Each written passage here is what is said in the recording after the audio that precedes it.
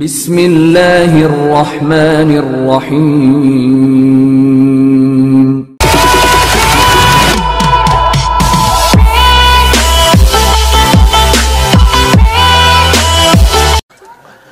এ মুসলমান সুধী সমাজ, শাহরাস্তিবাসী, আমি সৃষ্টি তত্ত্ব নিয়ে আলোচনা করতেছিলাম। এর অর্থ হলো আমরা অস্তিত্বহীন ছিলাম, ওই মালিকের কাছে আমরা আবার ফিরে চলে যাব। হাজরাতে আদম সফিউল্লাহকে আল্লাহ রাব্বুল আলামিন যখন সৃষ্টি করবেন, আমার আল্লাহ পাক ইরাদা করলেন সমস্ত ফেরেশতা মণ্ডলীদেরকে আল্লাহ ডাক দিয়ে বললেন, ইন্নী ওয়া ইদ ক্বালা রাব্বুকা লিল মালাইকাতি ইন্নী জাইলুন ফিল আরদি খলিফা। আল্লাহ বললেন, হ্যাঁ ফেরেশতারা, আমার হাবিব আপনি স্মরণ করুন সেই দিনের কথাগুলি, যখন আমি আল্লাহ রাব্বুল আলামিন এই সমস্ত ফেরেশতাদের মহাসম্মেলনে আল্লাহ ফেরেশতাদেরকে বললাম, ফেরেশতারা রে তোমাদের ফেরেশতারা রে, আমি পৃথিবীর মধ্যে ইন্নী জাইলুন ফিল আরদি খলিফা, আমি আল্লাহ আমার নিজের প্রতিনিধি দুনিয়াতে পাঠাবো। আল্লাহ মানব জাতিকে আল্লাহর প্রতিনিধি বানাইলেন। একবার জোরে বলা যাবে কি মারহাবা? আমার দিকে তাকাবেন, খুব গুরুত্বপূর্ণ কথা এখন আসতেছে, আরো গুরুত্বপূর্ণ। খলিফা, প্রতিনিধি। আল্লাহ আমাদেরকে প্রতিনিধি বললেন, জিনদেরকে প্রতিনিধি বলেন নাই, ফেরেশতাদেরকে প্রতিনিধি বলেন নাই। আল্লাহর জমিনে 4 লক্ষ প্রজাতির জীব আছে। বিজ্ঞানের গবেষণায় 4 লক্ষ প্রজাতি, এরও বেশি হইতে পারে এবং তারও বেশি হইতে পারে। কি পরিমাণে আল্লাহর সৃষ্টি জীব পৃথিবীতে আছে, সৃষ্টির মধ্যে আছে, আমাদের জানা নাই। আল্লাহু আকবার। এই সমগ্র সৃষ্টির মধ্যে আল্লাহ মানব জাতিকে তার প্রতিনিধি বানাইলেন, কিন্তু জিনদেরকে প্রতিনিধি বানান নাই, অন্য কোন জাতিকে আল্লাহ প্রতিনিধি বানান নাই, এই মানব জাতিকে আল্লাহ প্রতিনিধি বানাইছেন। এখন বলেন, এই মানব জাতি যে আল্লাহর প্রতিনিধি, এটা কি মসজিদের জুতা চুরি করার জন্য, সুদ খাওয়ার জন্য, ঘুষ খেয়ে মানুষের ক্ষতি করার জন্য? এই যে কি বলবো, আলুর দাম বাড়ে, পেঁয়াজের দাম বাড়ে, রসুনের দাম বাড়ে, তেলের দাম, তেলের দাম, এই হঠাৎ হঠাৎ করে সিন্ডিকেটের জন্য বাড়ে। এই মানুষ ঠকানোর জন্য, এই অকাম কুকাম করার জন্য আমার মালিক আমার আল্লাহ মানব জাতিকে খলিফা বলেন নাই। কি কথা বলেন, ঠিক কিনা? কিন্তু কোন সৃষ্টিকে আল্লাহ খলিফা বললেন না, এই মানব জাতিকে আল্লাহ খলিফা বললেন। কারণ কি? জিনদেরকে আল্লাহ বানাইলেন, এই জিনদের সাথে আল্লাহর প্রেম হলো না। যদি জিনদের সাথে আল্লাহর 100% প্রেম হইতো, তাহলে জিনদের মধ্যে খাজা বাবা আজমিরি একজন থাকতো। যারা ওলি মানেন না, ভালো করে বুঝে যায়, খালি তো তফসির শুনছেন, খালি উল্টে তফসির শুনেন, সোজাটা তো শুনেন না। আমাদের দেশে বহু তফসিরুল কুরআন মাহফিলের নাম দিয়ে খালি ওলি আল্লাহদের বিরুদ্ধে আচরণ করা হয়। তফসির তো জীবনে শুনছেন, খালি উল্টেটা শুনেন, সোজাটা আজকে শুনে যান, আসলটা শুনে যান। আজকে জিনদের ভিতরে খাজা বাবা আজমিরি নাই, হুজুর গাউসে পাক নাই, ইমাম আবু হানিফা নাই, ইমাম শাফি নাই, ইমাম হাম্বলি নাই, মুজাদ্দিদ আল-ফিসারি নাই, বাহাউদ্দিন নাই, শাহজালাল নাই, শাহপরান নাই, শাহ মাকদুম নাই, খান জাহানালি নাই, কমরউদ্দিন নবী নাই, হযরতে কি বলে আপনার দাতাগঞ্জ বক্স নাই, কুতুবউদ্দিন কাকি নাই, নিজামউদ্দিন আউলিয়া নাই। এই সব আছে মানব জাতির মধ্যে। একসাথে বলবেন আল্লাহু আকবার। মানুষ বানাইছে আল্লাহ প্রেমের কারণে, বলেন মানুষ বানাইছে আল্লাহ প্রেমের কারণে, প্রেমের ডোরি বান্দরে মদিনার শনে, হাইরে প্রেমের ডোরি বান্দরে মদিনার শনে। আল্লাহ বানাইলেন কত জাতি, হইল না তার প্রেম প্রীতি, অবশেষে মানুষ বানায় প্রেমের কারণে, বলেন অবশেষে মানুষ বানায় প্রেমের কারণে। প্রেমের ডোরি বান্দর মদিনার শনে, হায়রে প্রেমের ডোরি বান্দর মদিনার শনে। কথা বোঝা যায়? তাহলে মানুষ আল্লাহ বানাইছে প্রেম করার জন্য, চুরি করার লাগিয়া, অকাম করার লাগিয়া, মানুষ ঠকানোর লাগিয়া, সুদ খাওয়ার লাগিয়া, রোজা ছাড়ার লাগিয়া না, না, আল্লাহর প্রেমের জন্য বানাইছে। বলে হুজুর প্রেম কি? অ্যাটেনশন, মনোযোগ দিয়ে। সামনে মাহে রমজান, এই রোজা আসতেছে, এই যে সামনে মাহে রমজান আসতেছে, রোজা সারাদিন আপনি রোজা রাখছেন, রোজা রাখার পরে সন্ধ্যা ঘনায় গেল, সন্ধ্যা ঘনিয়ে গেছে, মাগরিব, হয়তো ইফতার করার আর মাত্র 10 মিনিট সময় আছে।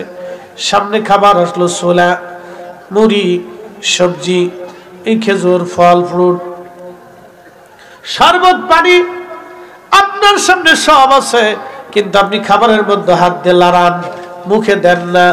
ভয়টা কার? আরো একসাথে বলেন, কার?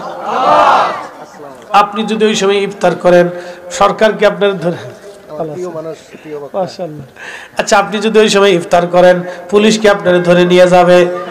হ্যাঁ, সরকার আপনার বিরুদ্ধে মামলা দিবে না, কেউ কিচ্ছু বলবে না, ইমাম সাহেব আপনাকে মামলা দিবে না, চেয়ারম্যান সাহেব আপনাকে ধরবে না, কাউন্সিলর সাহেব আপনার নামে সালিশ দেবে না।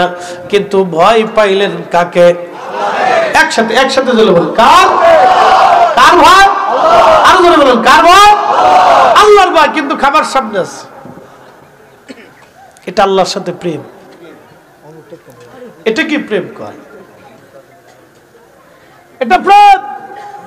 আল্লাহ আপনার নেগেটিভ দিছে, ক্ষুধা দিছে, আশা দিছে, আকাঙ্ক্ষা দিছে, কামনা দিছে, সব দিছে, কিন্তু খাবার সামনে ক্ষুধা পেটে খান না। আল্লাহর সাথে প্রেম, মালিকের সাথে প্রেম। মালিক ডাক দেখায়, এ ফেরেশতা, বান্দা বানাইতে নিষেধ করছিলি, বেটো দিয়েছিলি, তোরা বলছিলি নাহনু ওয়া নাহনু নুসাব্বিহু বিহামদিকা ওয়া নুকাদ্দিসু লাক, তোমরাই বলি ইবাদত করবে, হামদ করবে, জিকির করবে, ফিকির করবে। আমার বান্দাদেরকে বলছিলা তারা দুনিয়াতে যাইয়া ওয়াসফিকুদ দিমা, তারা রক্তপাত করবে, ফ্যাসাদ বাঁধাবে, গন্ডগোল করবে। কিন্তু দেখ, আমার বান্দার খাবার সামনে সব আছে, পেটে ক্ষুধা, সারাদিন রোজা রাখছে, প্রচন্ড তৃষ্ণা, আমি আল্লাহর সামনে সে ভয় পাচ্ছে, আমি মালিকরে খুশি করার জন্য খাবার হাতের ভিতর নিয়ে লাড়া, মুখে দেয় না।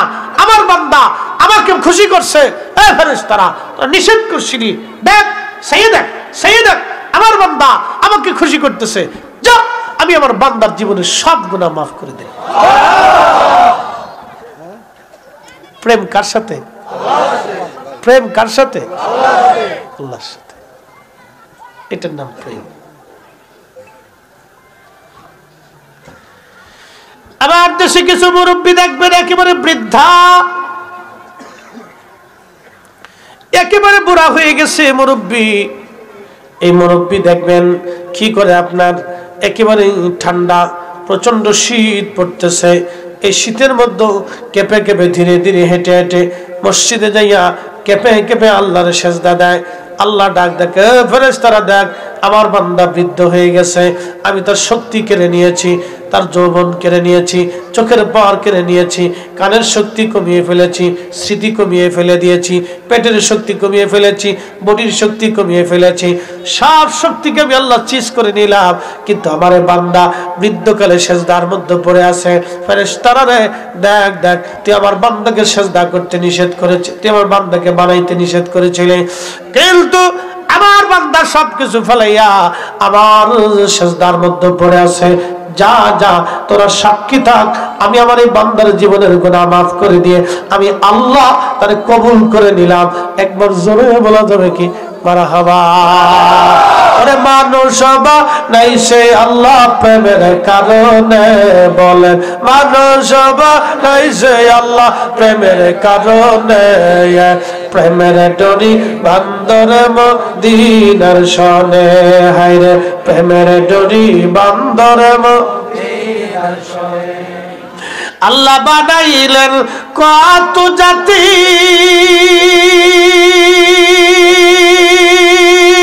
আর বানাইছেন প্রেম প্রীতি। আল্লাহ বানাইলেন কত জাতি, হইল না তার প্রেম প্রীতি, ঠিক কিনা? অবশেষে মানুষ বানায় প্রেমের কারণে, হায়রে অবশেষে মানুষ বানায় প্রেমের কারণে। প্রেমের ডরি বান্দরে মদিনার শনে, হায়রে প্রেমের ডরি বান্দরে মদিনার শনে। কষ্ট হয়? চলবে? ভালো লাগে? তফসির ঠিক আছে? খালি উল্টে তফসির করে, খালি আইয়ে খালি গুতায়, বেটা বেটা খালি উঠে খালি বেদাতের শিক্ষা দেয়। হেতা ছাড়া আর বেদাত দুনিয়াত কেউ বুঝে নাই।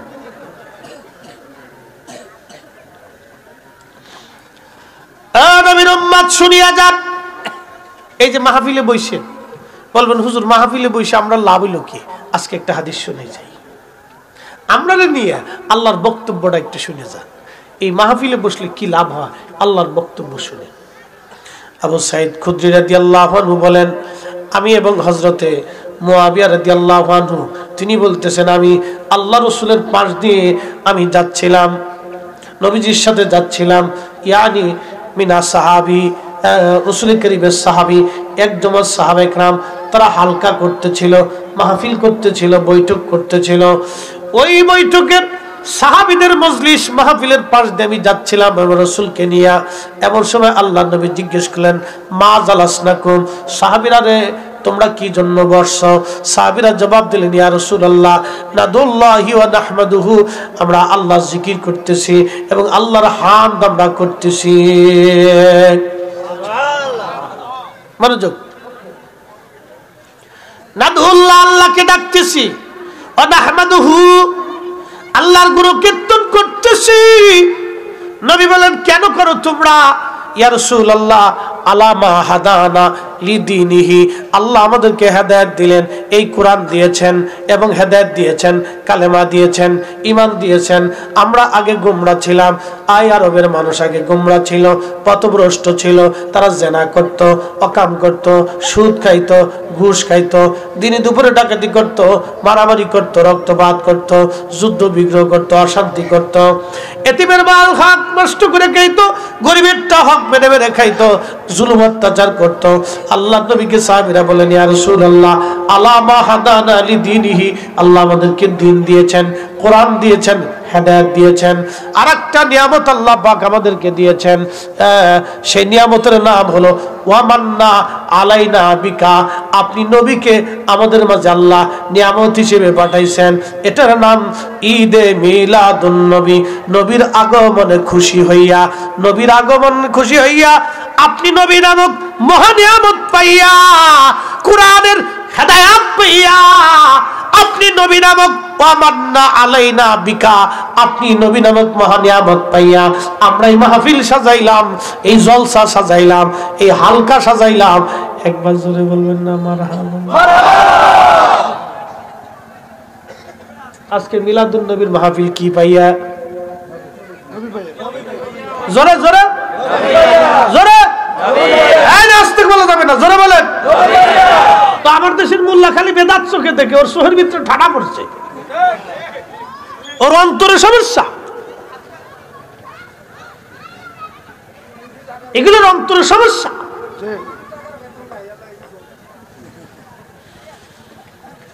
সাহাবী বলতেছি, ইয়া রাসূলুল্লাহ দুই কারণে আমরা এখানে বসছি। এক নম্বর আমান্না আলাইনা বিকা আলামা হাদানা লিদিনিহি, দিন পাইছি, কোরআন পাইছি, হেদায়েত পাইছি, ঈমান পাইছি, কালেমা পেয়েছি। ওয়ামান্না আলাইনা বিকা, আপনি নবীর মতো মহা নিয়ামত আমরা পাইছি। আচ্ছা আপনারা বলেন, নবী না আসলে কোরআন আসতো? নবী না আসলে হেদায়েত আসতো? নবী না আসলে জান্নাত জাহান্নাম বুঝতাম? নবী না আসলে আল্লাহ চিনতাম? তার মানে বোঝা গেল হেদায়েত যিনি আনছেন তিনি আমার নবী, রহমত যিনি আনছেন তিনি, নিয়ামত যিনি আনলেন তিনি নবী। তাহলে নবী পাইয়া সাহাবীরা মাহফিল সাজাইলো, আর আমরা সাজাইলে বেদাতের তবকা হয়। তোর বেদাতের ফতোয়ার গোষ্ঠী কিলাই কথা কর না কা? চলবে মিলাদুন নবীর মাহফিল? চলবে? এই হাত উঁচা করে বলেন চলবে? তো হাত উঁচা করে বলেন চলবে?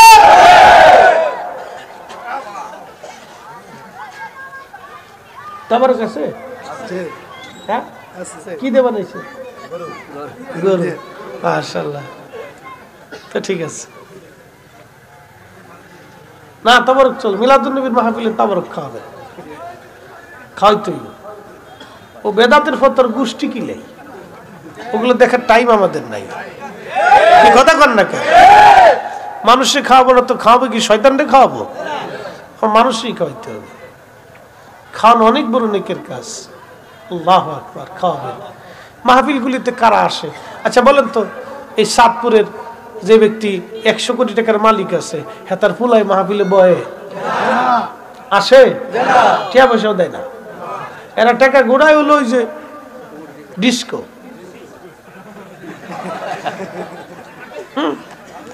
আপনি সাতপুরে কনসার্ট দেন দেখবেন ওরা আগে পাবেন, নর্তকী আইনে নাচান দেখবেন ওরা আগে পাবেন। ওখানে যে ও টাকা মারতেছে, ও বলে টাকা খরচ করার জায়গা খুঁজে পায় না। অথচ আমার দেশের কত মা রমজান মাসে ইফতার করার জন্য ভালো ইফতার খুঁজে পায় না। একটা মুসলমানের বাচ্চা। আমার দেশের কত বাবা মাহে রমজান আসলে ভালো সেহরি করার মতো খাবার পায় না, বলে টাকা খরচ করার জায়গা পায় না। বুঝে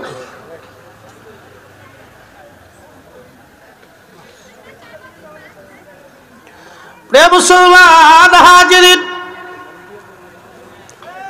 খুবই মনোযোগ দিয়ে কথাগুলি শুনে যান।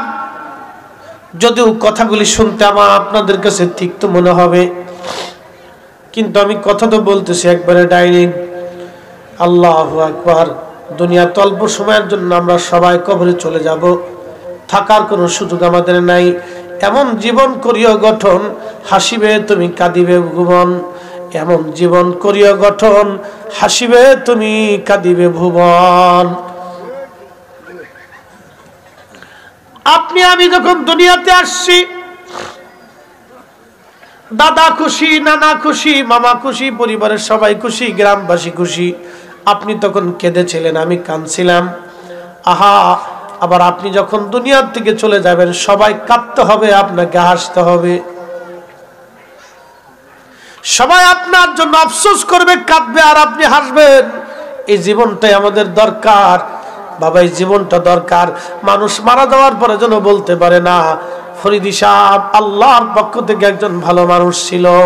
এই কথাটা যখন সাক্ষ্য দিবে হাজারে হাজারে মানুষ, আমার মালিক ওই মানুষের সাক্ষ্যের কারণে ফরিদিরে মাফ করে দিবে।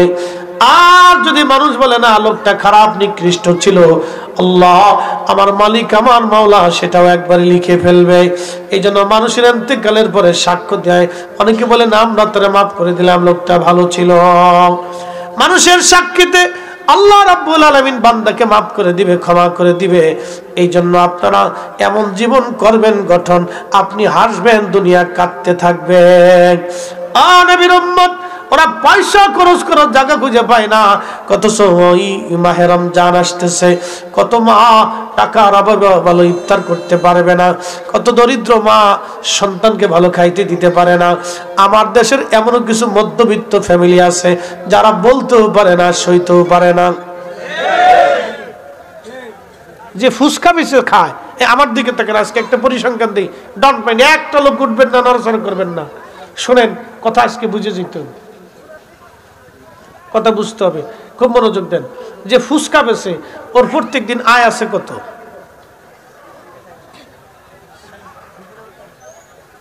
শটপটি হাউস, বিসমিল্লাহ শটপটি হাউস, উড়ে খাওয়া খায় মানুষ, বাপরে বাপ। আচ্ছা, যে শটপটি বেছে তার কত আয় আছে একটা হিসাব করেন না। টাকা ধরলাম 1000 টাকা, তাহলে মাসে কত আসলো? 30,000। 30,000 বাদ দিয়ে আমি 5,000 বাদ দিলাম, তাহলে কত হইলো? 25,000। মনোযোগ দিয়ে, সারাদিন পরিশ্রম করে যে দিন মজুর রুজি করে তার মাইনা কত? 500 টাকা, একবারে সর্বনিম্ন, তাই না? তাহলে মাসে আসলো কত? 15,000 টাকা। বুঝে যান, একজন ইমাম সাহেবের বেতন কত? 5,000ই ধরলাম।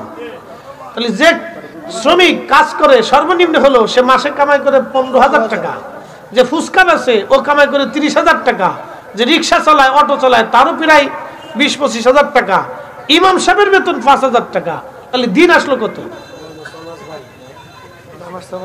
না, আমি পরিসংখ্যান দিচ্ছি, বুঝে যেতে হবে।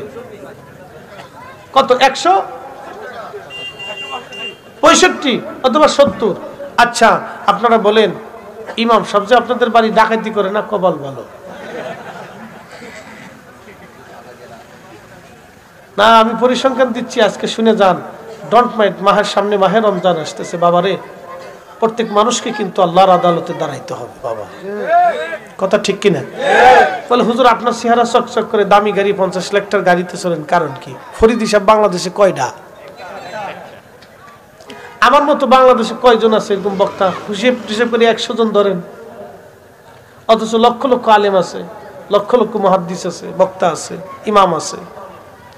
সারা বাংলাদেশে বক্তা কয়জন? সুন্নি, কওমি, লামাযহাবি, জামাতি, যতই আমাদের বাংলাদেশে যত দল বলেন, সব দল মিলিয়ে বাংলাদেশে বক্তা মনে হচ্ছে 2 থেকে 3 হাজার, অথচ আলেম আছে অন্তত 30 থেকে 40 লক্ষ, ইমাম আছে অন্তত 5 থেকে 6 লক্ষ।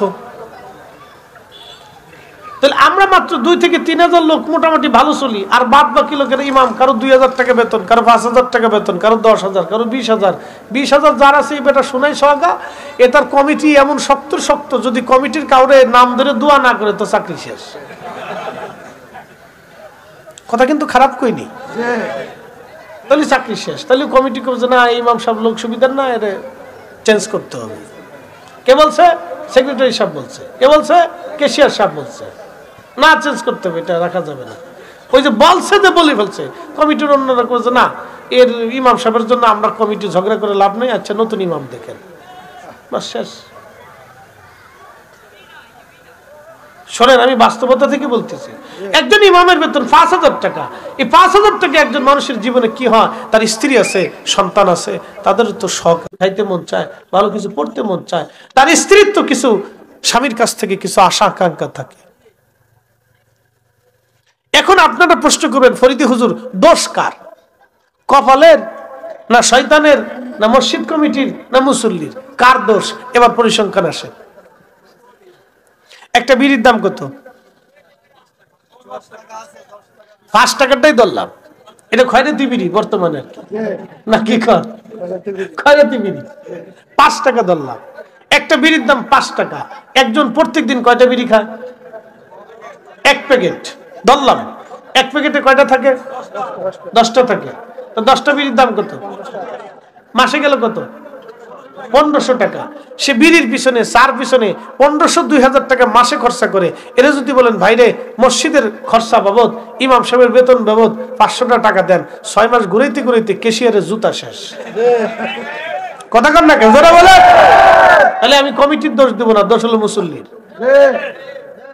দোষ কার? মুসল্লির। হেতে আবার ঘুমাই ঘুমাই স্বপ্ন দেখে মরে গেছি, বেহেশতে যে 80টা হুল নিয়ে জান্নাতে ঘুরতেছি, শয়তানে আসার করে ওরে দাদা, ইমাম সামনে ঢাকাইয়া তুমি এগুলি করা যাবে না। শোনেন, একেবারে ন্যূনতম আমাদেরকে বুঝতে হবে, একজন ইমাম অন্য কোনো আর কাজ করতে পারে না। আপনারা বলেন উনি বসে বসে খায়, উনি বসে খায় না। আপনার একটা দায়িত্ব তো ওনার মাথার উপর। উনি 24 ঘন্টা ডিউটি করে, তার মগজে ব্রেনে থাকে, সে যেখানেই থাকুক, জোহরের রক্তে মসজিদে তাকে হাজিরা দিতে হবে, সে যেখানেই থাকুক আসরে মসজিদে থাকতে হবে, সে যেখানেই থাকুক, যত কাজই থাকুক মাগরিবে তার মসজিদে থাকতে হবে, সে যেখানেই থাকুক, যত ঘুমেই থাকুক, তাকে ফজর রক্তে তাকে উঠতে হবে। সে তো 24টা ঘন্টা আপনার মসজিদ পাহারা দেয়, সে আপনার জিম্মায় থাকে, আল্লাহ আপনার দায়িত্বে তাকে দিয়ে দিচ্ছে, আপনার দিকে সে তাকায় থাকে। এগুলো করবেন না আপনারা। মসজিদের মুসল্লিরা আপনারা 200 টাকা 300 টাকা 500 টাকা দিয়ে সামর্থ্য অনুযায়ী যদি দিয়ে ইমাম সাহেবের 5000 টাকা বেতন বাড়ায় দেন, বেচারা সন্তুষ্ট থাকবে, দোয়া করবে। তার স্ত্রী আর মিলাদের কথা তো আর দুঃখের কথা কই লাভ নাই।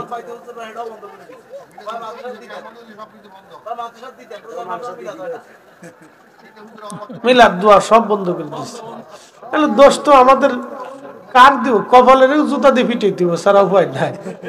সারপ্রাইজ দিয়ে সমস্যা, কপালের দোষ, এছাড়া আর কি কইতে আমার, কি কমো আর দুঃখের কথা।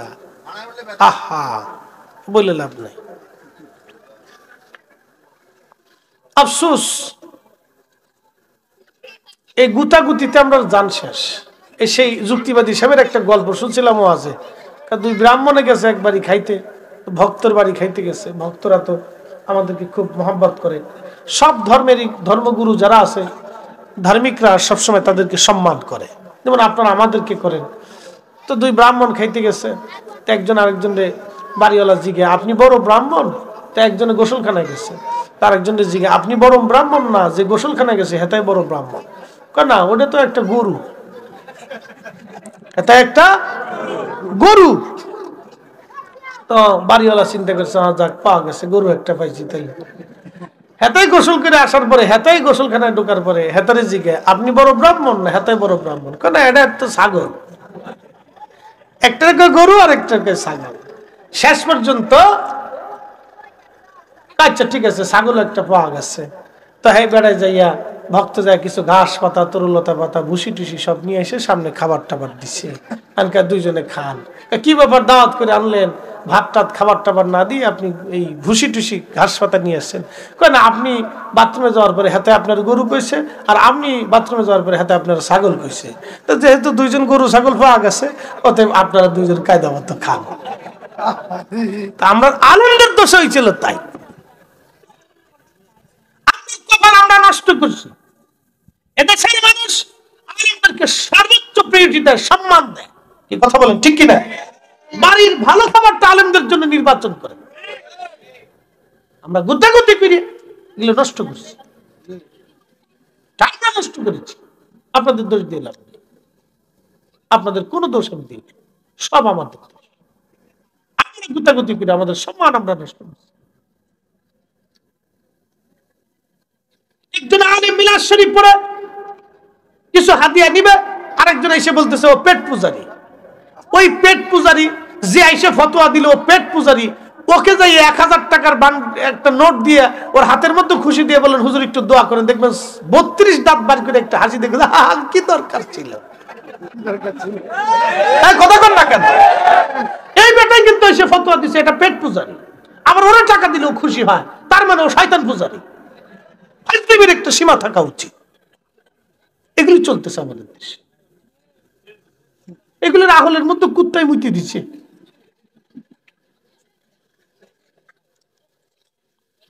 এমনি আমাদের দেশের আলেম একটা ইমামের বেতন 5000 টাকা। 5000 টাকা সে কি করবে? সে তো কোনো দোকানদারি করে না, ব্যবসা করতে পারে না, তার আর অন্য কোনো তো কাজ নাই। সে কি করবে? মসজিদ পাহারা দেয়, সে মুসল্লির দিক দেখায় থাকে, মুসল্লি একটু দোয়া করায়, একটু কোরআন খতম দেওয়া, এই দোয়া খায়ের করে কিছু পয়সা করে সে হাতে যদি পায় তো পাইতে পারে, অসুবিধা কি? একটা লোকের হাদিয়া দেওয়াও তো সুন্নত বাবা। আপনি দোয়া করায় দেন বা না দেন, যে কোনো মুহূর্তে আপনি তার হাদিয়া দেওয়াটাও তো সুন্নত, দিতে পারেন না, অসুবিধা কি? এইটার আবার ফতোয়ায় গুতাই মারছে, শয়তান গুতাকার। ফাজলিমির একটা সীমা থাকা উচিত। মানুষের রিজিকে হাত দেয় সবসময়, সম্মানে হাত দিচ্ছে।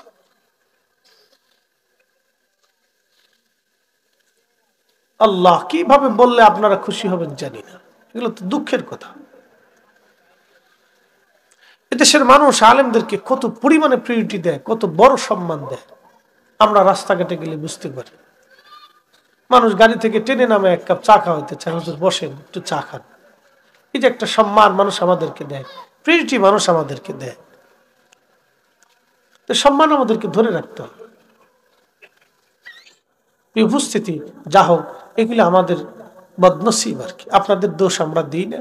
ওই আমি আমাদের ফরিদপুরে আগে একটা রেওয়াজ ছিল, এই আমাদের ফরিদপুরে আগে একটা রেওয়াজ ছিল, গাছে আম কাঁঠাল এরপরে যে ফসল ধান টান আসলে মিষ্টি সিন্নি পাকাইয়া এরপরে দুধ আম আনিয়া হুজুরের দাওয়াত করিয়া তারপরে বাড়িতে এনে একটু দোয়া খের করাইতো।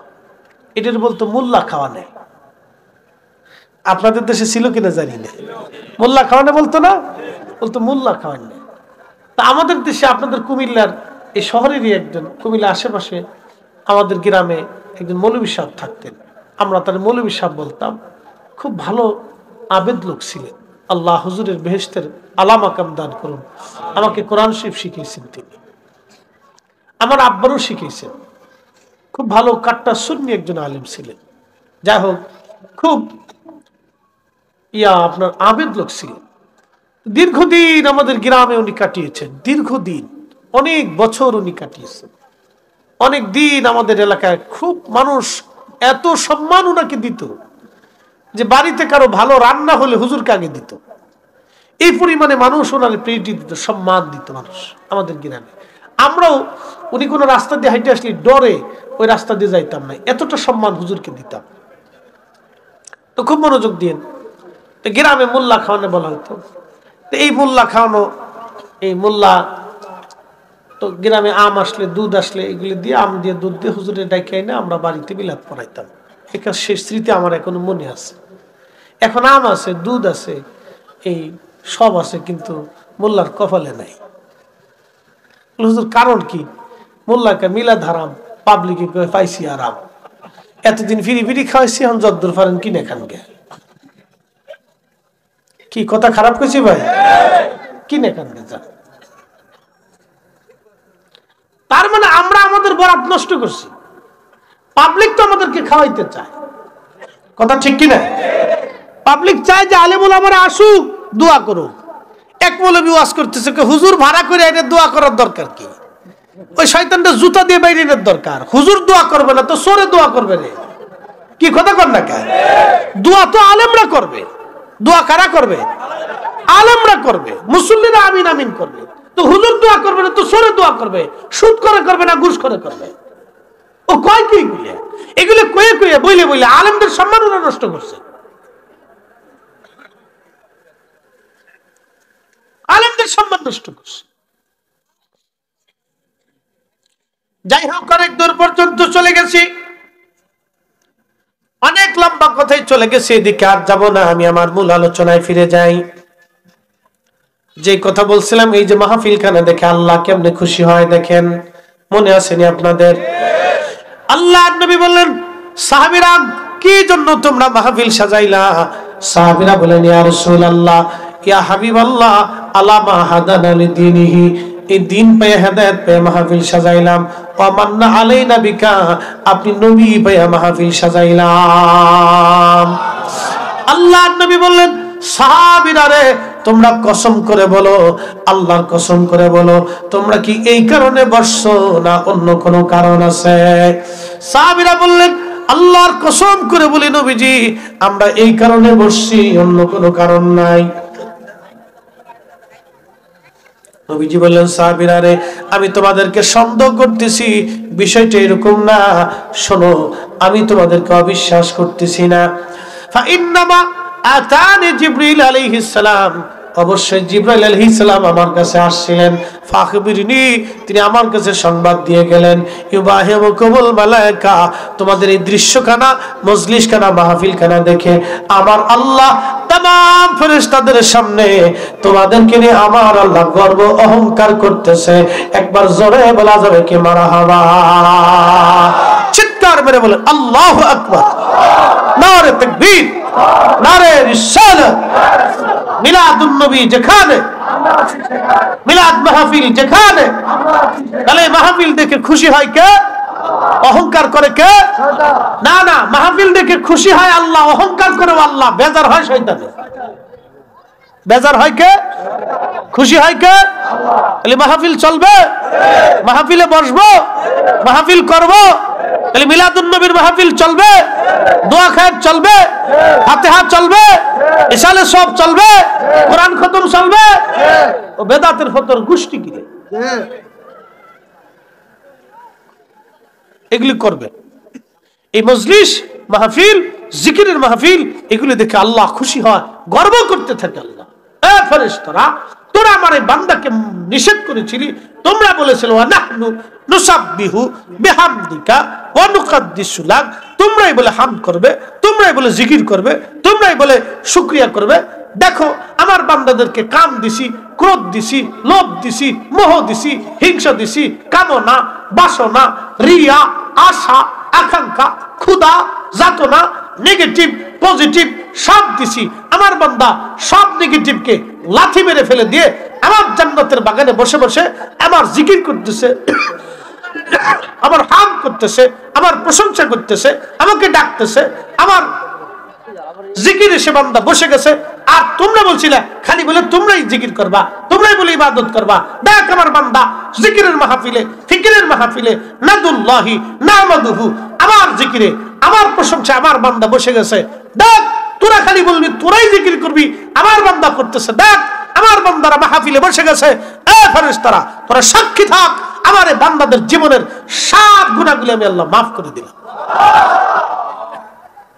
মাহফিল চলবে। মিলাদ মাহফিলে কি হয়? কোরআন তেলাওয়াত হয়। প্রত্যেক হরফে কয় নাকি? না, জোরে বলেন, কয় নাকি? জিকির হয়। কার জিকির? তাহলে জিকিরে সব আছে না নাই? এরপরে কোরআন মিলাদ মাহফিলে দোয়া হয়, দুরুদ হয়। প্রত্যেক দুরুদে 10 নাকি 10টা গুনাহ মাফ, 10 বার রহমত দেয় কে? আল্লাহ। দোয়াতে আল্লাহ পাক এই জিকিরের মজলিসে দোয়া কবুল করে কে? আল্লাহ। তাহলে মিলাদ মাহফিল কি চলবে? কথা বলেন, চলবে? চলাইতে হবে, বন্ধ করা যাবে